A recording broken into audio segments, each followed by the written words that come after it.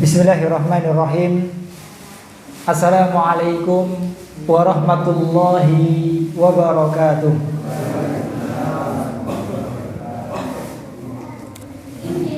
Alhamdulillahi ala ihsanih wa syukru lahu ala taufiqihi wa amtinanih. Wa asyhadu an la ilaha illallah wahdahu la syarika lah ta'dhiman li sya'nih.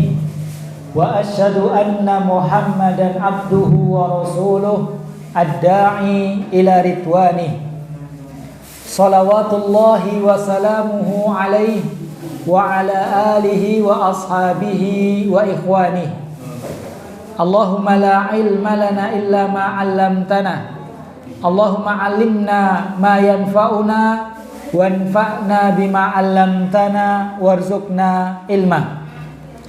Amma ba'du, kaum muslimin muslimat, bapak-bapak, ibu-ibu, adik-adik, jamaah kajian Masjid An-Nur, dan para pemirsa dimanapun berada, yang semoga senantiasa dimuliakan oleh Allah Subhanahu wa ta'ala. Alhamdulillah, senantiasa kita bersyukur kepada Allah Subhanahu wa ta'ala atas banyaknya limpahan nikmat yang Allah berikan kepada kita, sehingga pada kesempatan kali ini kita dapat berkumpul di tempat yang paling baik, di salah satu dari rumah-rumah Allah Subhanahu wa ta'ala. Tidak lain dan tidak bukan, kita datang dengan niat yang sama, dengan tujuan yang sama, yaitu untuk menjalankan berbagai macam amal-amal ibadah kepada Allah Subhanahu wa ta'ala. Yaitu yang pertama, menghadiri sholat isya. Kemudian berikutnya yaitu tolabul ilmi. Kita memohon kepada Allah agar ibadah-ibadah yang kita kerjakan benar-benar diterima oleh Allah Subhanahu wa ta'ala, dan nanti pada hari kiamat bisa memberatkan timbangan kebaikan kita pada hari kiamat kelak. Dan kita memohon kepada Allah agar Allah memberikan kepada kita taufik, sehingga kita bisa istiqomah di atas jalan ibadah kepada Allah Subhanahu wa ta'ala.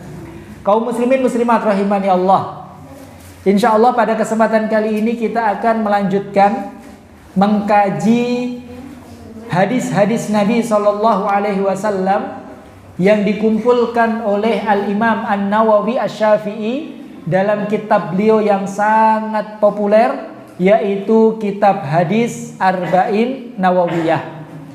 Dan pada kesempatan kali ini kita akan mengkaji hadis yang ke berapa, Pak? Yang ke-21. 21. Ya. Pas ini setengah dari kitab. Ya, setengah dari kitab, hadis ke-21. Saya bacakan teks hadis yang ke-21, hadis yang sangat pendek. Sangat pendek, akan tetapi memiliki cakupan makna dan faidah-faidah yang begitu luas. Ya. Ini adik-adik, tolong diem ya. Diam, tidak ada yang ngobrol sendiri. Ya, siap? Diam. Siap ya? Ya, bismillah. Taib hadis yang ke-21, An Abi Amrin Wakila Abi Amroh Sofyan ibni Abdillah radhiyallahu anhu qol. Bersumber dari sahabat yang mulia Abu Amr. Ada juga yang menyebutkan Abu Amroh. Ini kunyahnya. Beliau adalah Sofyan ibnu Abdillah. Sofyan bin Abdillah, semoga Allah meridhoinya. Beliau berkata, Qultu ya Rasulullah sallallahu alaihi wasallam, kulli fil islami qawlan la as'alu anhu ahadan ghairaka. Beliau sahabat Sofyan berkata kepada Rasulullah. Beliau berkata, ya Rasulullah, katakan kepadaku satu ucapan Ya, katakan kepadaku satu ucapan saja yang saya tidak menanyakan kepada orang lain selain dirimu. Ya Rasulullah, berikanlah kepadaku petunjuk satu ucapan saja, yang mana ucapan tersebut saya tidak perlu menanyakan kepada orang selainmu. Maka Rasulullah SAW bersabda, "Qul amantu billahi tsumastaqim." Qul, katakanlah, amantu billah, saya beriman kepada Allah, tsumastaqim, kemudian istiqomahlah engkau. Hadis ini diriwayatkan oleh Imam Muslim, nomor hadis yang ke-38. Hadisnya panjang atau pendek, Pak? Pendek.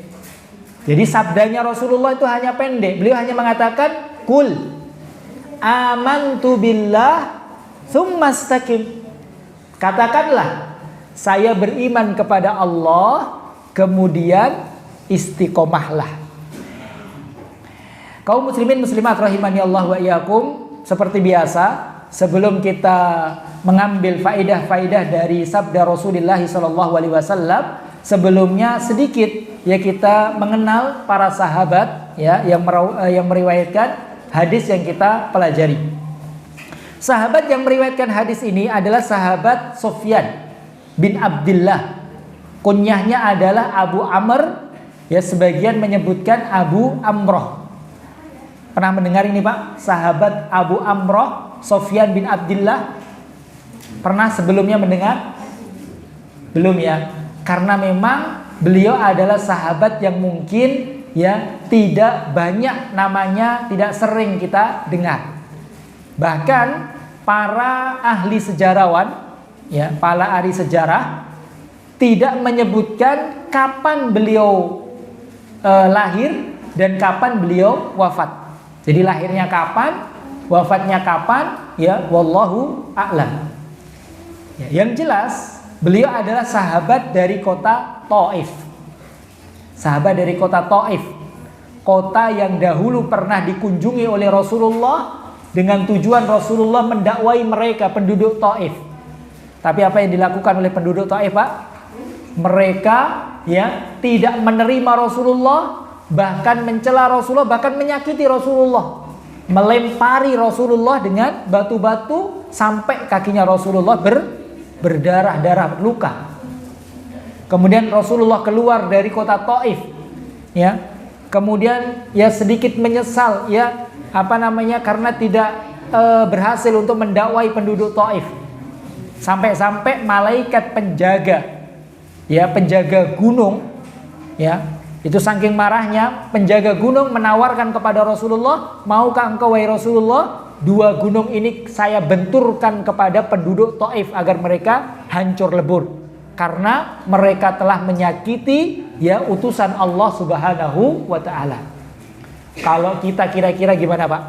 Ada orang yang menyakiti kita, kemudian ada orang yang menawarkan kepada kita untuk membalas orang yang menyakiti kita tersebut. Kira-kira kita gimana, Pak? Iya, dengan senang hati. Mungkin kita seperti itu. Tapi tidak dengan Rasulullah SAW. Beliau, masya Allah, beliau orang yang sangat pemaaf, sangat rahim, sangat kasih sayang. Beliau memaafkan penduduk Taif, menolak tawaran dari malaikat tersebut, bahkan mendoakan penduduk Taif dan anak-anak keturunannya agar Allah mengampuni mereka dan memberikan kepada mereka hidayah Islam. Kemudian karena keberkahan doa Rasulullah, maka banyak dari penduduk Taif Allah berikan hidayah untuk masuk ke dalam Islam. Bahkan banyak pejuang-pejuang Islam yang berasal dari kota Taif. Jadi antaranya adalah sahabat Sufyan. Dan kota Taif itu kota yang dikeliling oleh gunung.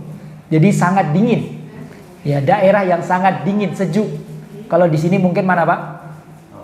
Tawangmangu, seperti itu. Kurang lebih 80 km dari kota Mekkah. Itu saja ya biografi dari sahabat Sufyan, beliau tidak banyak meriwayatkan hadis, hanya 5 hadis yang beliau riwayatkan. Ya. Salah satunya adalah hadis yang kita pelajari ini. Di dalam hadis ini, ya, beliau mengatakan kepada Rasulullah, sahabat Sufyan mengatakan, "Ya Rasulullah, kulli fil islami qaulan."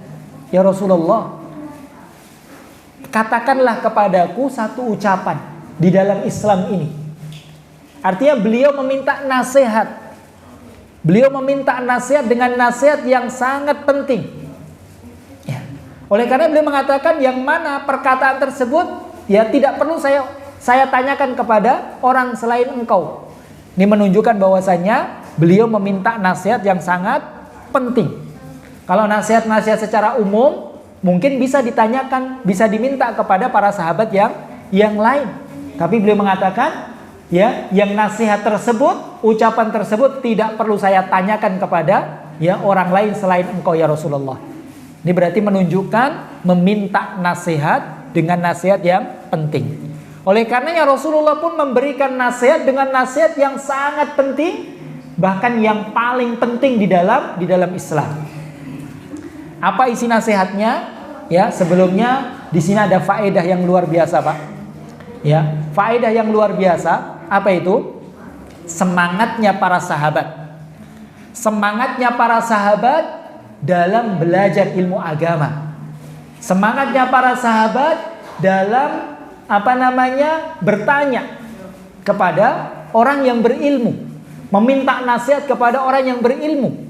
Dan ini adalah kebiasaan orang-orang soleh, Pak. Ya, orang soleh, ya, kebiasaan orang-orang soleh kalau mereka bertemu dengan orang yang lebih soleh, orang yang alim, maka mereka akan minta nasihat. Mereka akan meminta faedah ilmu. Jadi obrolannya itu adalah obrolan yang bermanfaat.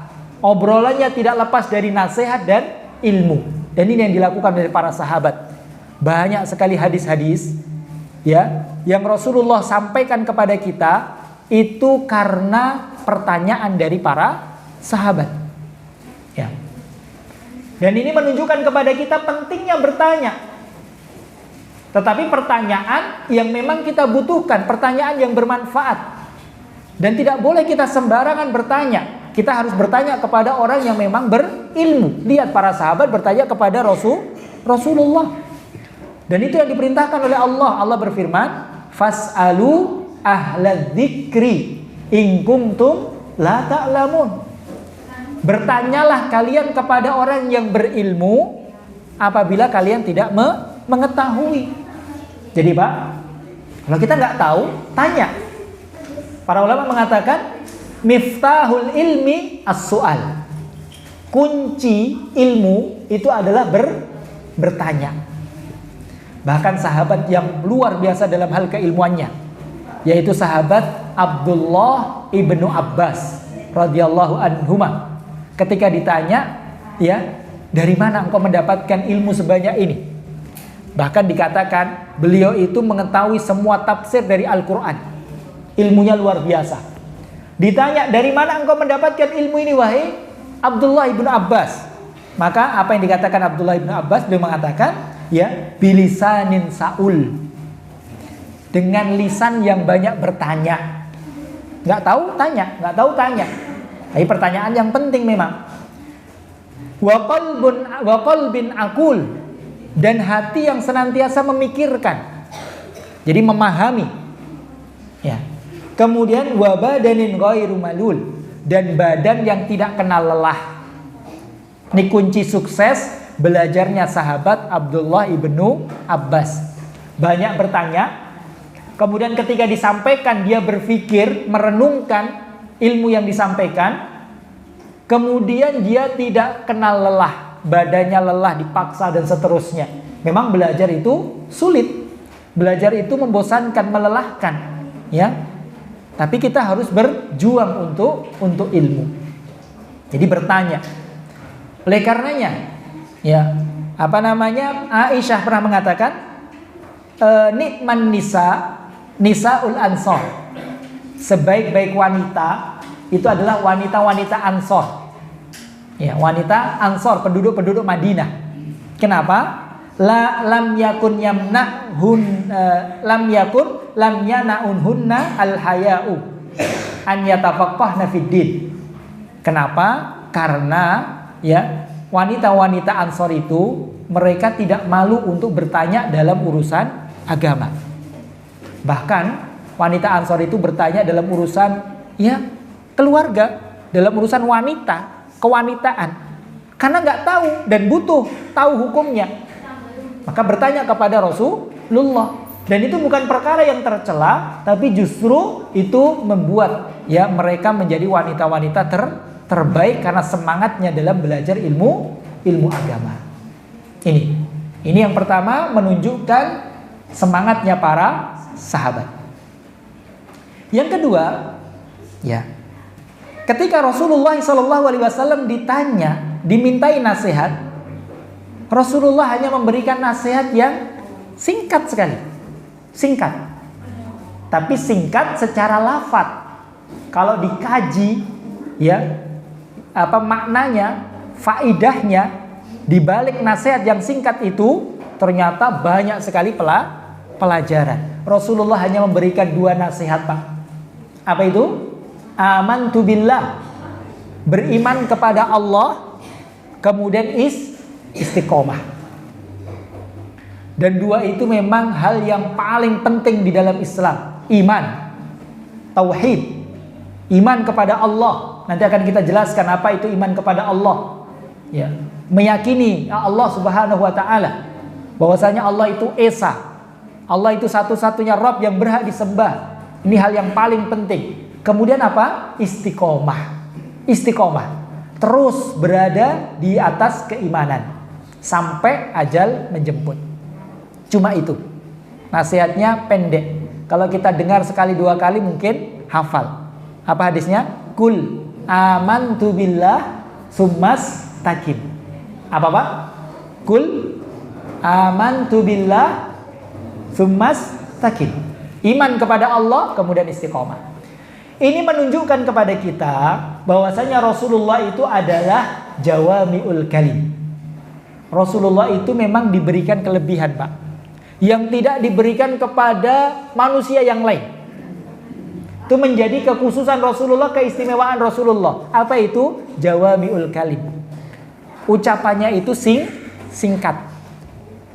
Ucapannya singkat tapi mengandung makna yang luas. Beda Pak kalau orang-orang selain beliau, apalagi orang-orang zaman sekarang ngomongnya banyak tapi isinya ya sedikit, bahkan nggak ada isinya. Maka ada istilah apa itu? Tong kosong nyari bunyinya, bener Pak ya? Itu maksudnya apa Pak? Tong kosong nyari bunyinya itu?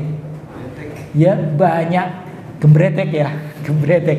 Banyak ngomong tapi kosong. Ya, Rasulullah itu jawami'ul kalim, sedikit bicara tapi ya syarat makna, banyak manfaatnya. Termasuk buktinya adalah hadis ini. Kemudian di dalam hadis ini Rasulullah memberikan wasiat kepada Sofyan bin Abdullah secara khusus, tapi nasihat itu bukan untuk beliau saja, tapi juga untuk kita semuanya sebagai umat beliau. Nasihatnya hanya 2, iman kepada Allah dan istiqomah. Dan 2 itu adalah sesuatu yang dinasihatkan oleh Allah sesuai dengan nasihat Allah. 2 hal itu ya, apabila ada pada seseorang, maka Allah Subhanahu wa taala itu memuji. Ya, Allah memuji ya orang yang beriman kemudian istiqomah. Di dalam ayat banyak sekali. Di antaranya Allah Subhanahu wa taala berfirman dalam surat Fussilat ayat yang ke-30, innalladzina qalu rabbunallahu tsumastaqamu tatanazzalu alaihimul malaikatu alla takhafu wa la tahzanu wa abshiru bil jannati allati kuntum tu'adun. Kata Allah, ya, sesungguhnya orang-orang yang mengucapkan, orang-orang yang berkata Rabbunallah, ya, Rabbku adalah Allah. Jadi dia menyatakan iman, menyatakan tauhid, Summastaqamu, kemudian mereka istiqomah. Ini sesuai dengan wasiat Rasulullah tadi, iman dan istiqomah. Apa kata Allah? Tatanazzalu alaihimul malaikah, maka malaikat akan turun kepada dia. Kapan? Yaitu pada saat sakaratul maut. Ingat ya, pada saat sakaratul maut, ya orang itu akan bersedih karena dia akan meninggalkan dunia beserta kenikmatan yang ada di dalamnya. Orang mau meninggal itu dia pikir mau meninggalkan orang tuanya, meninggalkan anaknya, meninggalkan keluarganya, meninggalkan hartanya. Kira-kira sedih nggak Pak? Sedih. Tapi pada saat itu orang-orang yang beriman dan istiqomah, malaikat turun untuk menghibur. Allah takhafu wa la tahzanu, jangan takut. Jangan takut dan jangan bersedih. Ya. Maksudnya jangan takut terhadap apa yang ada di depanmu nanti. Karena orang sakaratul maut itu sedih terhadap apa yang ditinggalkan. Iya kan, Pak? Kemudian dia takut terhadap apa yang ada di depannya nanti. Dia sedih meninggalkan dunia, kemudian dia takut nanti nasibnya di akhirat bagaimana. Makanya malaikat turun, ya, Allah takhafu, jangan kamu takut. Jangan kamu takut apa maksudnya? Jangan kamu takut terhadap nanti nasibmu nanti pada hari kiamat. Ditenangkan oleh malaikat. Wala tahzanu, dan janganlah engkau bersedih. Jangan engkau bersedih dengan apa yang kamu tinggal, karena sudah disiapkan oleh Allah sesuatu yang lebih baik. Wa absyiru bil jannati allati kuntum tu'atun, dan diberikan kabar gembira dengan surga. Jadi sedih atau tidak, Pak? Benar. Ya, ini mau meninggal dunia, ya, malaikat menghibur. Jangan takut, ya. Jangan takut nanti, ya, ke depannya udah ada surga. Ya. Jangan takut akan ditolong oleh Allah Subhanahu wa taala. Kemudian jangan bersedih, ya, ditinggal keluarga, ditinggal harta kita tinggal, dunia kita tinggal, jangan sedih karena disiapkan surga oleh Allah Subhanahu wa taala. Ya. Oleh karena yang orang yang meninggal dunia, ya, itu segera diurus jenazahnya. Ya, diurus jenazahnya agar segera dia mendapatkan, kalau orang baik, ya, agar segera mendapatkan apa yang dijanjikan oleh Allah Subhanahu wa taala. Segera dia mendapatkan kenikmatan, ya, akhirat, dimulai dari nikmat kubur. Ya. Masya Allah, luar biasa. Ditenangkan oleh malaikat. Di dalam ayat yang lain, ya, dalam surat Al-Ahqaf Allah berfirman, innal ladzina qalu rabbunallahu tsumma istaqamu. Sama. Ya, orang-orang yang mengatakan Rabbku adalah Allah, mengatakan iman, tauhid, kemudian dia istiqomah, fala khaufun alaihim walahum yahzanun, maka mereka tidak ada rasa takut dan mereka tidak bersedih. Mereka tidak bersedih. Ya. Makanya Pak, kadang kalau orang meninggal di akhir hayatnya itu senyum, ya, orang ini meninggal dalam keadaan senang, baik gitu. Ya, itu mungkin satu tanda, tapi tidak bisa kita pastikan. Ya. Tapi yang jelas, kalau dia beriman, dia istiqomah sampai akhir hayatnya, dia istiqomah di atas keimanan, maka malaikat akan turun memberikan kabar gembira. Ya. Kemudian kaum muslimin muslimat rahimani Allah wa iyyakum. Ya, iman dan istiqomah. Apa itu iman? Iman sering sekali kita dengar, Pak, ya. Apa itu iman, Pak, Bu? Iman itu apa? Iman itu, ya, iman itu sesuatu yang sering kita dengar, tapi memang tidak segampang, ya, apa yang kita bayangkan. Iman itu yaitu qaulun bil lisan. Harus diucapkan dengan lisan. Harus diucapkan dengan lisan. Wa'tiqadun bil janan. Hati. Saya beriman kepada Allah, beriman kepada malaikat dan seterusnya. Tidak hanya ucapan lisan, tapi juga ada keyakinan di dalam hati, dan keyakinan yang tidak ada keraguan sedikit pun. Ini kalau ada keraguan dengan keimanannya, di dalam hati ada keraguan, maka akan mencacati keimanan. Ya. Kemudian wa amalun bil arkan, dan dia mengamalkan, mewujudkan dengan anggota badan kita. Iman, di sana ada Allah. Iman bahwasanya Allah satu-satunya Rabb yang berhak diibadahi. Maka prakteknya, ya, dia harus beribadah kepada Allah. Dia harus beribadah hanya kepada Allah Subhanahu wa ta'ala. Dia beriman dengan adanya surga dan neraka. Maka prakteknya dia berusaha bagaimana bisa meraih surga Allah dengan melakukan amalan-amalan penduduk surga dan menjauhi ya amalan-amalan penduduk neraka. Jadi ucapan lisan, keyakinan hati, dan dibuktikan dengan anggota tubuh. Maka Pak tidak benar. Ya benar-benar salah, tapi salah banyak salahnya. Kalau orang mengatakan, wah kan yang penting hatinya. Ya, kamu kenapa nggak pakai jilbab? Kenapa kamu nggak sholat? Kenapa kamu gini? Kan yang penting hatinya. Ya, nggak apa-apa saya nggak pakai jilbab, nggak apa-apa saya buka aurat, nggak apa-apa saya ini. Yang penting kan hatinya. Ya, memang hati penting. Ya, memang tapi bukan hanya hati saja. Tapi iman itu harus diwujudkan dengan wujud nyata. Kalau hatinya baik, maka insya Allah ya prakteknya akan baik pula. Kalau hatinya baik, maka hatinya dia akan memancarkan kebaikan untuk anggota tubuh. Dia akan menjaga diri dari keharuman-keharuman Allah. Dia akan berusaha untuk melakukan ketaatan-ketaatan kepada Allah. Maka tidak benar apabila ada yang mengatakan yang penting hatinya. Ini iman. Dan iman itu yazidu wa yanqus. Iman itu bisa bertambah, bisa berkurang. Bahkan bisa full, bisa habis. Bertambah dengan apa? Ya, yazidu bi ta'atir rahman, bertambah dengan taat kepada Allah. Berkurang wa yanqusu bi ta'ati syaiton, berkurang dengan mentaati syaiton. Jadi kalau kita beribadah, maka itu mengeces keimanan. Ngeces keimanan. Kita hadiri majelis ilmu, maka mengeces keimanan. Asalnya berapa persen Pak? Asalnya Pak? 10%? 20%? Ya, menghadiri kajian, sholat dan seterusnya, maka dicas. Ya, 50, 60, 70. Ya. Nanti kalau bermaksiat, turun.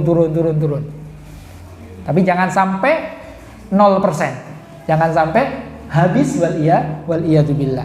Jadi bertambah dan berkurang. Ini iman. Kemudian, ya, iman kepada Allah, kul amantu billah, iman kepada Allah itu berkonsekuensi, yaitu beriman akan adanya Allah. Makanya orang-orang yang tidak percaya dengan adanya Tuhan itu siapa Pak? Ateis. Maka dia tidak beriman, gugur keimanannya. Dia bukan orang mukmin. Karena iman itu yang pertama dia meyakini akan adanya Allah. Kemudian tidak hanya meyakini adanya Allah, dia meyakini, mengimani bahwasannya Allah itu esa dalam rububiyah, dalam uluhiyah, dalam asma dan sifat-sifatnya. Allah itu sendiri esa dalam melakukan segala apa yang dilakukan oleh Allah. Allah esa dalam menciptakan, Allah esa dalam memberikan rizki, Allah esa dalam mengatur dunia ini dan seterusnya. Tidak ada sekutu bagi Allah. Kemudian juga harus mengesahkan Allah di dalam uluhiyah, di dalam perbuatan kita. Kita sholat hanya kepada Allah, kita berdoa, kita meminta hanya kepada Allah. Karena kita meyakini hanya Allah yang memberikan rizki, hanya Allah yang mengatur kehidupan, hanya Allah yang menghidupkan, yang mematikan. Maka uluhiyahnya, prakteknya, kita meminta hanya kepada Allah. Maka apabila ada orang yang meminta kepada selain Allah, meminta kepada penghuni kubur, meminta kepada orang-orang soleh, ya, maka ya cacat keimanannya, ya, cacat keimanannya, bahkan bisa hilang keimanannya. Ini iman kepada Allah. Kemudian nasihat yang kedua adalah istiqomah. Istiqomah sering kita dengar, Pak. Istiqomah. Banyak masjid yang namanya masjid istiqomah. Ya, ada orang pun kayaknya namanya istiqomah. Apa istiqomah? Istiqomah apa Pak? Istiqomah itu diambil dari bahasa Arab. Istaqoma yastaqimu istiqomah. Artinya istiqomah itu adalah tidak lurus. Tidak melenceng-melenceng. Istiqomah itu lurus, lempeng. Ya, secara bahasa. Secara istilah, istiqomah itu adalah meniti jalan Allah yang lurus, yaitu Islam, tanpa menyimpang ke kanan dan ke kiri. Jadi dia meniti berjalan di atas jalannya Allah, yaitu Islam. Ya, ajaran-ajaran Rasulullah tidak menyimpang ke kanan, tidak menyimpang ke kiri. Itu namanya istiqomah. Dan istiqomah ini dilakukan dengan cara apa? Yaitu dengan cara melakukan ketaatan-ketaatan kepada Allah, menjalankan perintah-perintahnya yang wajib maupun yang sunnah, menjauhi segala larangan-larangannya, yang haram maupun yang makruh. Ini kalau orang meninggalkan kewajiban, maka dia melenceng. Atau dia mengerjakan kemaksiatan, keharaman, maka dia melenceng. Istiqomah itu lurus, menjalankan ketaatan-ketaatan kepada Allah dan meninggalkan kemaksiatan. Tidak melenceng sedikit pun. Tidak melenceng sedikit pun. Nah, sekarang pertanyaannya, Pak, kira-kira bisa nggak kita istiqomah terus tanpa melenceng sedikit pun? Bisa atau tidak? Ya? Nggak bisa. Nggak bisa. Ya? Nggak bisa. Bukan berat, nggak bisa. Karena kita bermaksiat, maka itu melenceng. Ya? Nggak bisa. Jadi, oleh karena Rasulullah SAW mengatakan apa? Ya? Rasulullah mengatakan, istaqimu walan tuhsu. Istiqomahlah kalian, tapi kalian nggak akan sanggup. Istiqomah tapi nggak akan sanggup. Jadi maksud ketika kita istiqomah di atas jalan Allah, kemudian pasti suatu saat kan kita akan berbuat dosa, entah itu meninggalkan perintah Allah atau melanggar larangan Allah. Maka bentuk istiqomah itu langsung kembali kepada jalan Allah. Ini kita lurus nih, melenceng sedikit. Jangan diteruskan melenceng, tapi langsung kembali ke jalan yang benar. Ya, kembali langsung ke jalan yang benar. Dengan cara apa? Istighfar. Dengan cara istighfar bertobat kepada Allah dan tekad untuk tidak mengulangi dosa tersebut. Oleh karenanya Allah mengatakan dalam surat Fussilat, fastaqimu ilaihi wastaghfiruh. Allah mengatakan, istiqomahlah kalian di atas jalan Allah dan memohonlah ampun. Ini kalau kita perhatikan, ini unik. Allah perintahkan kita untuk istiqomah, tapi setelahnya Allah iringi perintah agar kita istighfar. Maka ini isyarat dari Allah.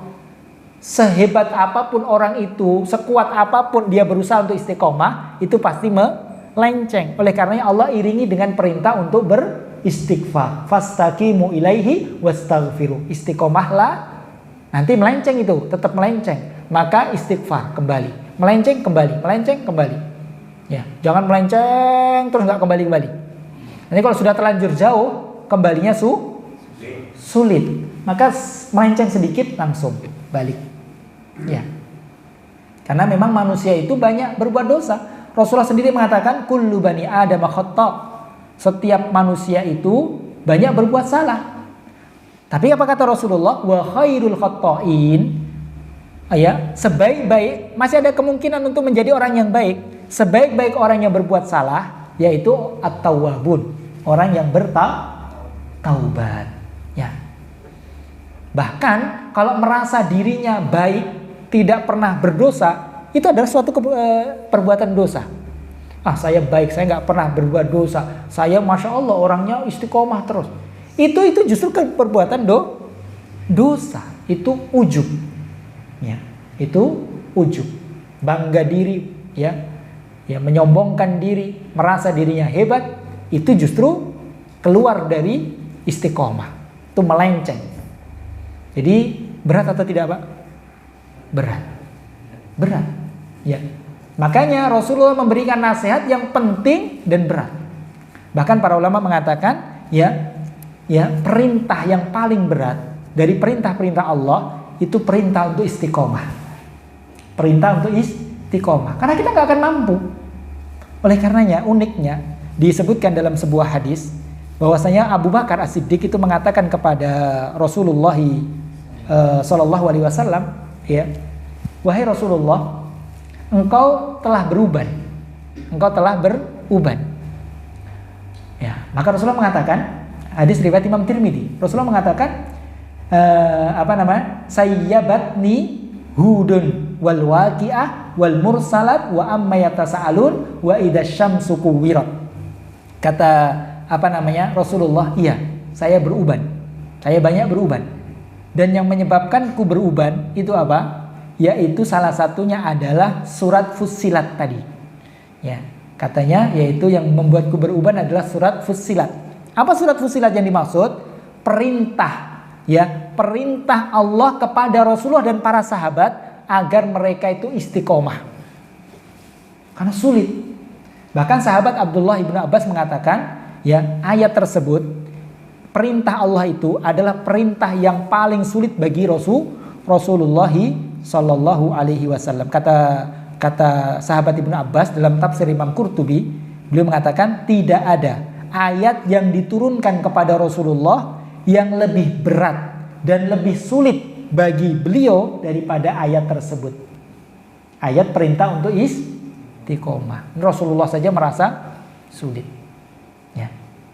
Karena kita nggak akan mampu. Tapi bukan kita menyerah. Ya sudahlah, nggak mampu, menyerah, enggak.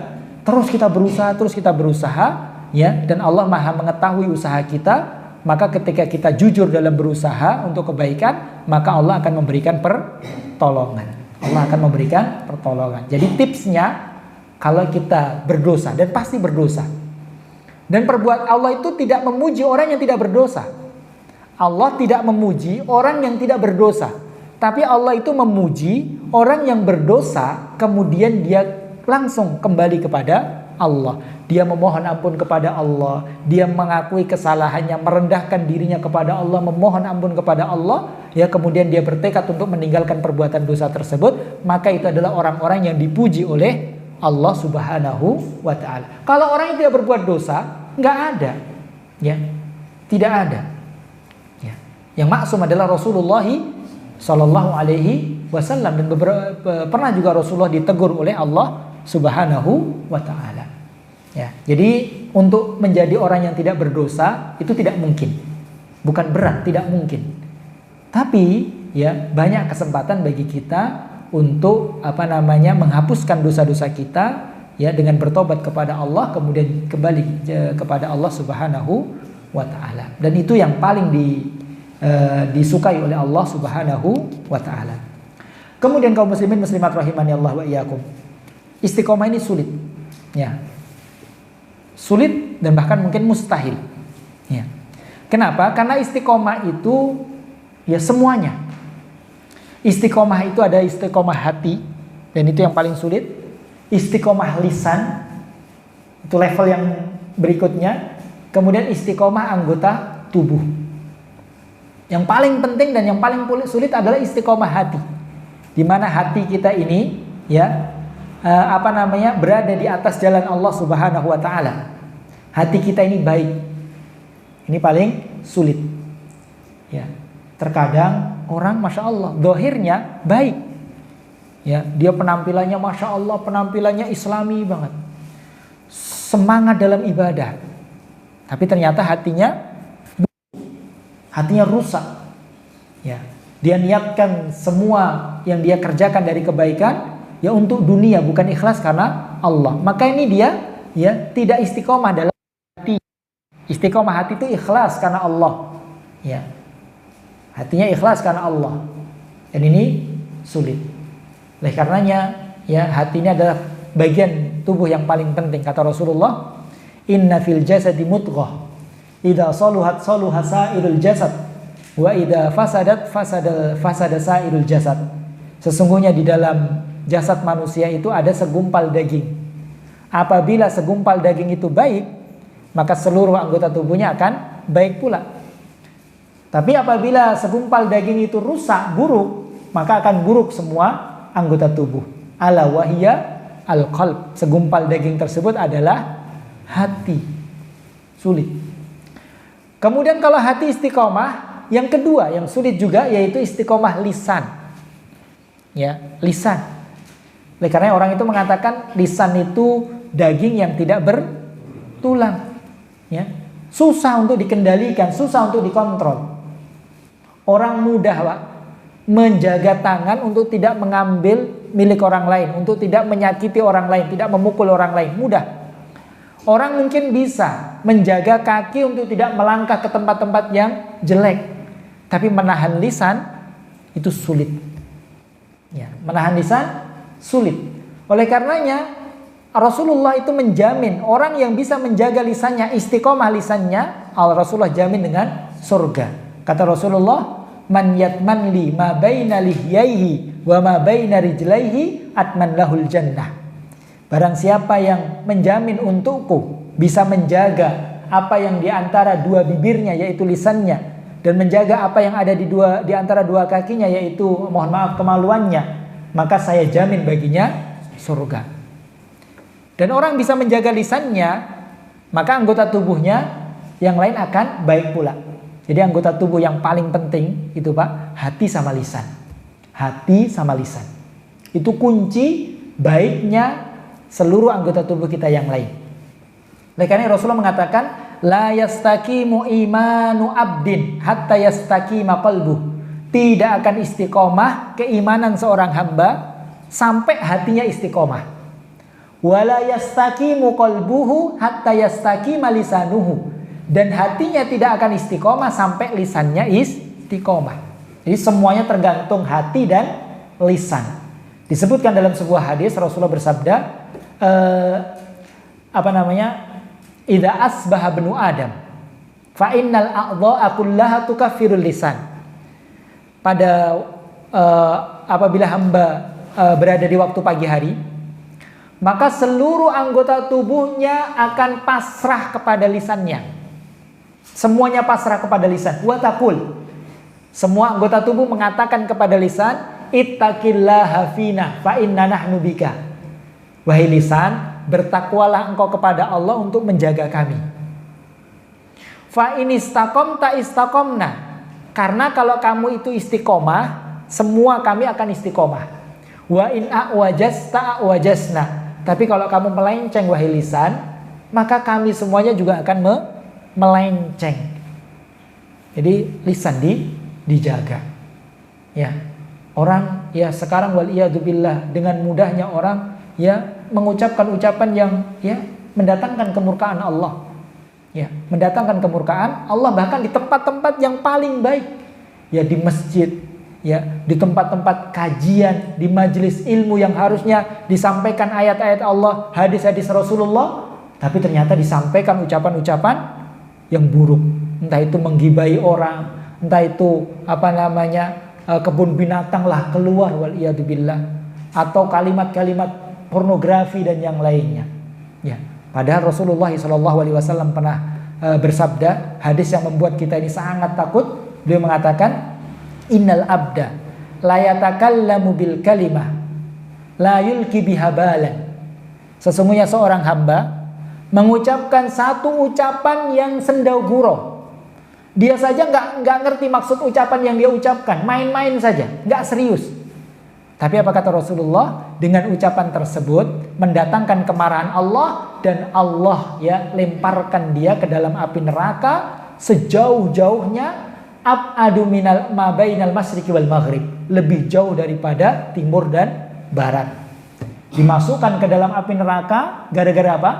Ucapan yang sepele, ucapan yang dia anggap main-main, tapi ternyata mendatangkan murka Allah Subhanahu wa ta'ala. Maka sulit ya, istiqomah hati sulit, istiqomah lisan sulit ya. Mungkin yang lebih mudah istiqomah anggota tubuh ya. Kita menjaga tangan kita menjaga pendengaran kita menjaga penglihatan kita menjaga kaki kita ya, untuk jatuh di dalam kemaksiatan kepada Allah. Ini juga bentuk istiqomah yang harus kita perhatikan.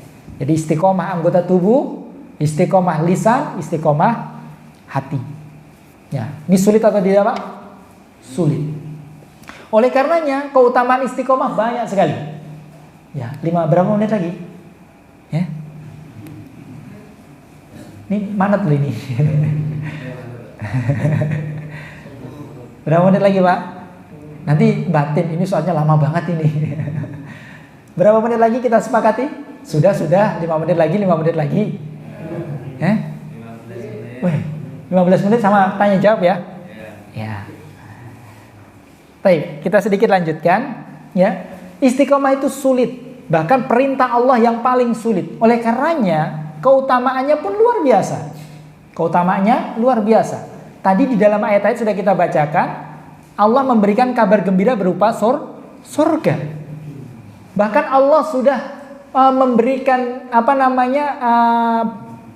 kabar gembira berupa surga ketika dia sakaratul maut. Sudah diutus malaikat untuk menenangkan. Ini perhatian yang besar dari Allah bagi orang-orang yang istiqomah di atas jalannya. Ya. Dan di antara keutamaan istiqomah, orang yang istiqomah itu akan beruntung dunia dan akhirat. Orang yang istiqomah menjalankan perintah-perintah Allah, ya, kemudian menjauhi larangan-larangannya akan beruntung, akan diberkahi seluruhnya. Hartanya, keluarganya, umurnya, pekerjaannya, semuanya akan mendapatkan keberkahan. Orang bekerja, dalam bekerja dia istiqomah, dia perhatikan kewajiban-kewajiban dia tinggalkan kemaksiatan-kemaksiatan, Allah berkahi. Allah berkahi. Kata Rasulullah, istaqimu tuflihu. Istiqomahlah kalian, maka pasti kalian akan beruntung. Kalian akan beruntung. Ya. Dan banyak sekali keutamaan istiqomah. Dan istiqomah ini ada dua, ya, hukumnya. Yang pertama adalah istiqomah yang wajib, yang kedua adalah istiqomah yang sunnah. Istiqomah yang wajib yaitu menjalankan kewajiban-kewajiban dia kepada Allah dan meninggalkan hal-hal yang diharamkan. Ini wajib. Ini istiqomah yang mau tidak mau kita harus kerjakan. Jadi kita mau tidak mau, ya, bisa nggak bisa, ya pokoknya harus menjauhi larangan-larangan Allah. Kewajiban-kewajiban kita tunaikan. Yang kedua ada istiqomah yang sunnah, yaitu istiqomah menjalankan perintah-perintah Allah yang sunnah, ya, menjalankan ibadah-ibadah yang sunnah, meninggalkan ya sesuatu yang dimakruhkan. Maka kalau kita menjalankan ibadah-ibadah yang sunnah, ya berarti kita istiqomah yang sunnah. Ya, meninggalkan hal-hal yang dibenci oleh Allah, maka kita istiqomah.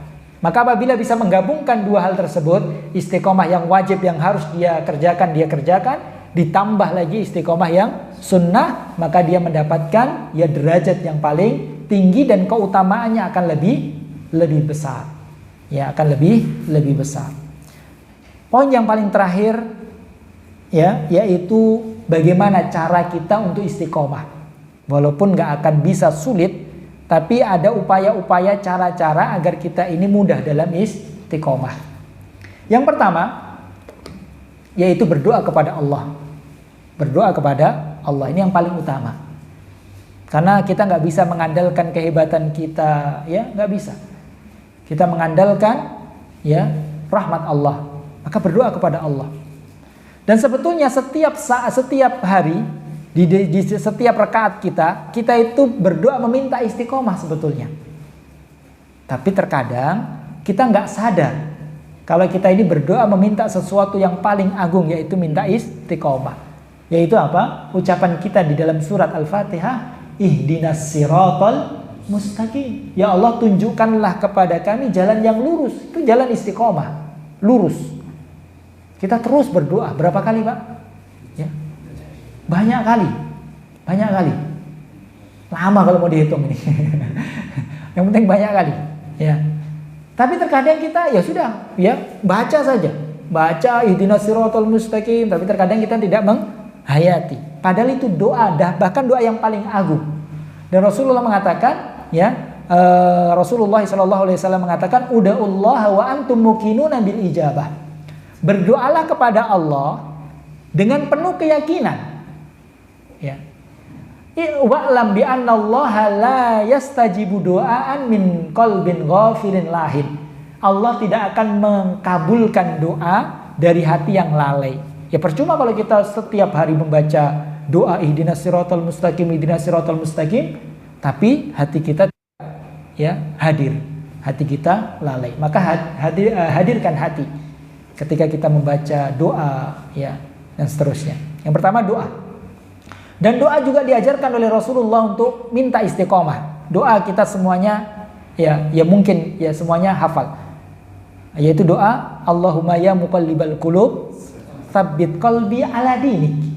Wahai Rabb yang membolak-balikkan hati, Tetapkan hatiku di atas agamamu, jadi di atas istiqomah. Buatlah hatiku ini istiqomah. Hafal doanya Pak Bu? Hafal.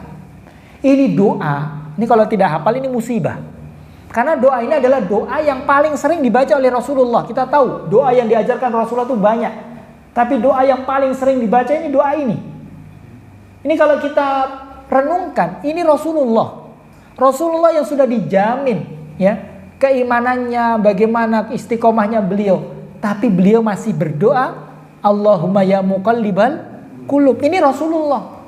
Harusnya kita lebih berhak untuk berdoa dengan doa tersebut. Dan ajaibnya ini adalah doa yang paling sering dibaca oleh Rasulullah. Artinya Rasulullah butuh dengan doa tersebut. Bukan hanya untuk mengajarkan kepada umatnya, tapi Rasulullah benar-benar merasa butuh dengan doa tersebut. Bahkan Ummu Salamah istri Rasulullah itu bertanya, Rasulullah kenapa sih kok doa yang paling sering kau baca doa itu? Maka Rasulullah mengatakan, wahai Ummu Salamah, ketahuilah bahwasanya hati manusia itu ada di antara dua jemarinya Allah. Yuqallibuhu ma yasha. Allah membolak-balikkan sesuai dengan kehendak Allah. Ya, detik ini kita beriman, kita pulang misalnya, bisa saja dengan mudah ya Allah balikkan kita menjadi kufur. Mungkin wal iyadu billah. Sebaliknya orang yang sekarang mungkin tidak beriman, orang yang bejat misalnya, dengan mudah bisa saja Allah jadikan dia orang yang istiqomah. Ya, semuanya ya di tangan Allah Subhanahu wa taala. Maka kita berdoa meminta kepada Allah agar kita istiqomah. Kemudian berikutnya ada banyak sekali tapi tidak kita sebutkan semuanya. Di antaranya agar kita bisa istiqomah yaitu tidak boleh ujub dengan kebaikan kita. Saya ilmunya banyak kok. Ya hafal Al-Quran. Saya misalnya ustadz saya sering sholat, saya jaga sholatnya. Dia ujub. Dia merasa bangga dengan amalannya. Dia merasa aman. Kayaknya kalau mau melenceng kayaknya susah deh saya.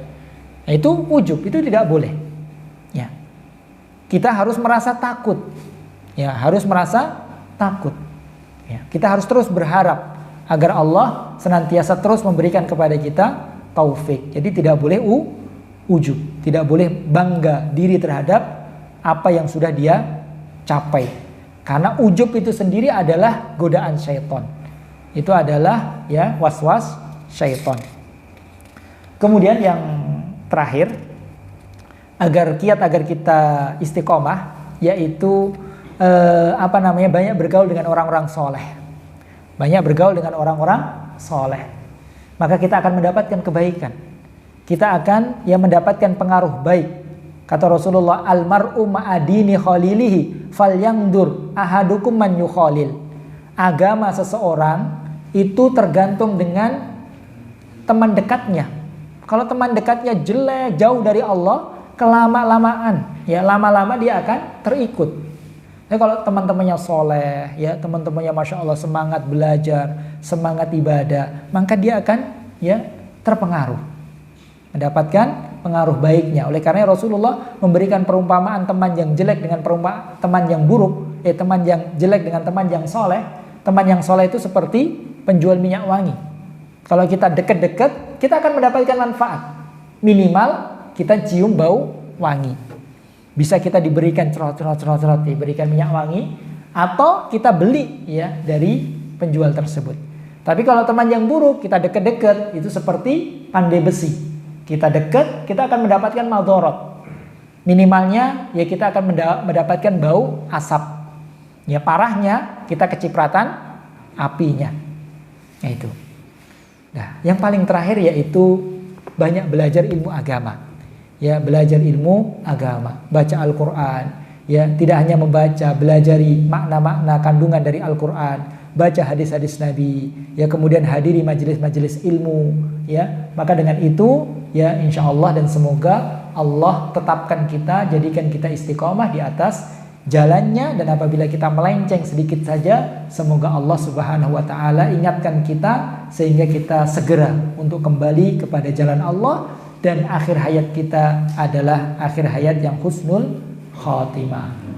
Ini yang bisa kita sampaikan. Ada pertanyaan, kami persilahkan. Kalau aja ada. Iya.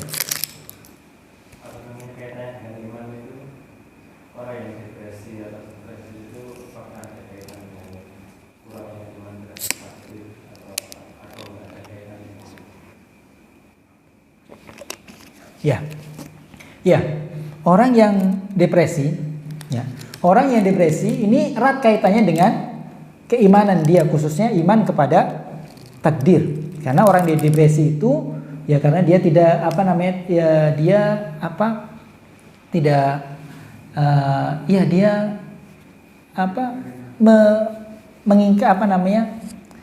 dia tidak mengimani akan adanya bahwasanya itu adalah takdir Allah Subhanahu wa ta'ala. Jadi erat kaitannya dengan iman kepada ya Allah, terutama iman kepada takdir. Kalau orang iman kuat imannya kepada takdir Allah Subhanahu wa ta'ala, bahwasanya segala sesuatu itu sudah ditakdirkan oleh Allah dan semua yang ditakdirkan oleh Allah itu adalah yang terbaik,